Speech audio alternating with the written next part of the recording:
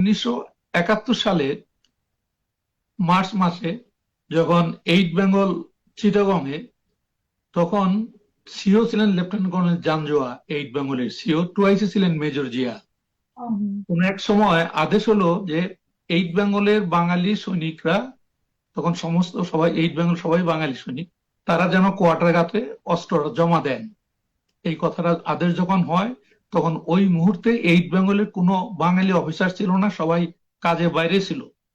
রানার যারা সৈনিক, তখন তারা এই আদেশটা কাকে বলবেন না পেয়ে তারা বেগম সাহেবের কাছে গেলেন। বেগম সাহেব মানে বেগম খালেদা জিয়া।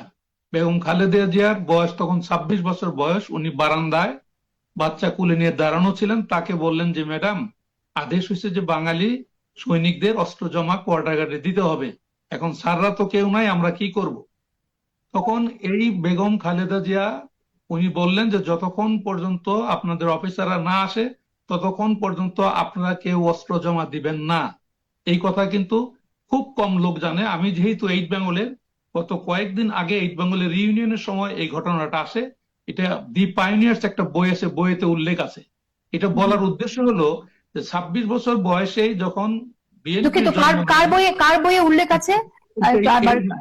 দি পাইনিয়ার্স একটা এইট বেঙ্গলের স্মারক ম্যাগাজিন টাইপ, এইট বেঙ্গলে, ওইখানে এটা উল্লেখ আছে। এটা ব্রিগেডিয়ার মাহফুজ উনি নিজে মুখে বললেন, উনি ফার্স্ট লং এর অফিসার এবং ওনাকে বেগম জিয়া খুব পছন্দ করতেন। আমার এখানে বলার উদ্দেশ্য হলো যে 26 বছর বয়সেই বেগম খালেদা জিয়া যদি এই আদেশটা দিতে পারেন, তখনই বুঝতে পারেন তো ওনার ভিতরে দেশপ্রেমটা কতটুকু আছে বা ওনার নেতৃত্ব দেওয়ার গুণাবলী তখনই তার মনে সুপ্ত অবস্থায় ছিল।